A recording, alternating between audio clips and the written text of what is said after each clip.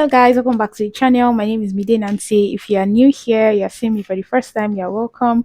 I'm super excited to be making today's video, and I hope that by the end of this video you'll be as excited as I am. In today's video, I'm going to be sharing with you a bunch of professions that are currently in vogue in Europe and of course many parts of this world. I know you might be wondering, I know what I want to be in future. A bunch of people contacted me. They don't have a dream job. They just want to do something that they feel like is currently in the market and they just want to fit into the world of today. They don't want to go study a master's program that is entirely not needed in the world. And, you know, this is just a video to just help you, to show you some of the things that recruiters are searching for, especially in Europe, so that when you are choosing your master's program to study in France or anywhere in the world, you might want to study something that would lead you to this profession. So, if this sounds like something you're interested in watching, then let's get into the video. Disclaimer before I start this video, I'm not a recruiter. I'm not forcing you to do these programs. I'm not telling you, every disclaimer possible. So I went for a career fair like very recently. That was last Friday in Luxembourg, and it was like one of the biggest in Europe. And there were like about 144 companies. And I went with my CVs. I just wanted to see where I could fit in, what are recruiters searching for, what do I need to do to attain, to get to the level where I would be recruited for a permanent job contract, things like that. And then I saw like what they were actually searching for, because when you go to each recruiter, like each company stand, each company had their own stands. So when you go to each stand, you kind of pitch yourself like, oh, I have an academic background in so, I have a professional background in this and that. And actually, before the career fair, we all got like the list of the companies that are coming and the type of roles that they are searching for. And also, if you didn't see that, when you get to every stand, you see a QR code. You could scan that QR code to see what that company like is searching for. So when you are pitching yourself, or when I was pitching myself, I had to tell them like, I can see that you guys have so and so roles, and I was just wondering where me as a so person could come in. I've had experiences here and there, and I feel like I might be a good fit for so particular role that is on your site. And of course, if you're a good fit, they'll be like, oh, yes, we're looking for people like you. If it's a position that requires you to speak maybe more than two languages, they ask. I had places where they told me that, oh, they're not looking for people like me, not because of my skin color or anything. It was just because my background was not what they were looking for. And it was totally fine. There are more than 144 companies. There are about maybe five that I went to that they were like, oh, sure, we need people like you. They collected my CV, but of course they collected more than 200 CVs as well. So it's not like as if, oh, they collected my CV so they would recruit me. So that was just a background story. So without further ado, I'm just going to try to just, mention some of these things. I'm not saying there are not other professions that are in vogue aside these ones that I'm mentioning. These are just the ones I remember based off the career fair I went for, and some people that I know here in Europe that are really doing very well for themselves. Of course, the general one that we all know, like a doctor, surgeon, pharmacist, lawyer, aside those ones, because for you to be a doctor you must have gone to like med school and all those things. For you to be a pharmacist you must have done a bunch of things. For you to be a lawyer, go to like university, go to law school. So I'm talking to general people that are not doing like this type of, I don't know what to classify those ones as, but if you're in the sciences, you might want to consider anything engineering. In the career fair, I saw like, I gave my CV to like some big, is it car companies? I don't know if they are called car companies or automobile. Yeah, big automobile companies. They have a bunch of roles, but of course, if you're a mechanic, they are interested in you. So any type of engineering you could think of: civil engineering, computer engineering, robotics engineering. Like I just started hearing that robotics everywhere in France, but it's basically a big deal. So take it personal. If you have a background already in that, you might want to have a master's degree or take some extra trainings and launch yourself into the job world. Also, we all know that the world is going, tech-ish. So big data, data analysis, software engineering, everything that has to do with that as well is something you should basically take it with you need to take it with so much importance, because I mean, as I was just going to different stands, and I mean, even not even for the career fair as well, just seeing job opportunities and everything is just like, oh, AI, artificial intelligence, this, that, and you just looking at yourself like, I don't have all these skills and the money is looking good. So if you already have like experience in that, maybe for your bachelor's, you might want to, pursue something in that field if you think that you're interested in that. Another main something that I just got to hear about in Europe here is logistics. Like when I came and I see people, oh, they are studying logistics, they want to, like, I'm just like, what are people going to be doing in the future? I didn't know that this course is hot cake. I don't know. Logistics has to do with all. You can work in Amazon. You can work in literally anywhere like that has to do with importation, exportation. You can work in anywhere. Like you can work with the post office. It's a big deal in Europe, especially when there's a system that works. Like logistics is very important. Even like for the train, like how the train is moving from one place to the other. Like I don't know, but if you are interested in logistics or you want to know more about it, please go and read on it. But I was just seeing logistics everywhere, and I'm just like, hey, God, why didn't I do logistics? Like some people that I even know that studied logistics straight after school, after masters, they got their full time, like permanent job contracts without even searching for too long, because people are running to like some other fields, whereas there's some things like this logistics that are very important and people are just like overlooking it. So take it personal. I'm just going to list a bunch of administrative like roles as well as fields like professions in the humanities field that I think that are very important, because I was just seeing it in every job. Like every recruiter was looking for people for these things.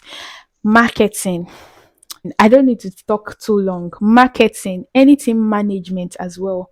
Management, project management, management of companies, management of enterprises, like programs like that. Accounting and finance. I would even add both of them together, because maybe because the job fair was in Luxembourg, but they're like big headquarter of banks. They're in Luxembourg. Like tax operator, like anything tax operator, like all those type of roles. Like me, I'm not good in mathematics. I've never been. I don't like it. So I know that it's even too late for me to go and be thinking of doing something in that field, but they are very lucrative these days and they are in vogue. So if you have a bachelor's degree in accounting and you already forgot about it, go and dust it up. Come and brush up somewhere, brush up, have a training, or just do something and come and look for jobs. They are looking for you. And finance, financial accountant, financial tax collector, whatever. Anything that has to do with finance and tax. I envy you. Economics, like economics, mathematics. These are things that, these are programs that when you get admission to these programs in Nigeria, like you're like, oh, mathematics, what do I want to do with mathematics? They are looking for you because it has everything to do with like accounting, tax, finance. If you are good with numbers, they need you. Of course, business administration as well. So this is one of those courses that I don't used to even think of. I'm not like business administration. Like, what do you want to do? But let me tell you, business administration is money in Europe. So please take it more seriously. If you are just in that position, you have a bachelor's already in business admin, and you're like, I want to do something different, because people have been contacting me. Is it possible for me to do something different from what I studied? And I was like, what do you people study? And then you say business admin. Please, fine, you can look for something different in the sense that, okay, you studied business administration, now you can do like management and marketing. You can try to like tweak it a bit. Guys, a big disclaimer. as much as I'm giving you professions that are in vogue, I want you to also be thinking in the line of what you studied, what your professional background has been like, and then you can now think accordingly. Like, okay, these are the things and things and things and things that might suit my profile. If you have a bachelor's degree in business administration, except you already have prior knowledge or certifications in, like, software engineering or something, for you to, before you could possibly even apply for like a master's in engineering, because it doesn't make sense. Masters is a continuation of like the previous, but nobody's telling you to get stuck that, oh, because my previous was guidance counseling, now I must look for a master's in guidance counseling. It is now left to you based on what you've been doing since you graduated and what you think that you can qualify for, that is not too far from guidance counseling. Maybe you can go for, like, sales representative. I'm still going to get there because it's part of the jobs that are in vogue. Maybe something that deals with you talking, that deals with you like promoting like a business. You can pitch yourself like in your motivation letter, of course, when you're applying for these master's programs. You can just look for a way to just make everything look good. What I'm just trying to say is that don't go too far. Don't go, you studied something in science, you're applying for something in humanities, like, you need to be very careful. It doesn't work that way. So, except you want to start a new bachelor's degree in something totally different. I have a friend that studied French in our country, and now she came to France for a new bachelor's degree in psychology. That's very possible. So, if you feel like, oh, what you did before is not something you're interested in anymore, you can start again, of course, in something different if you want to position yourself for better opportunities than you've been getting. Another big thing that I was just seeing everywhere was auditing. It was everywhere. Like, I'm just like, wow.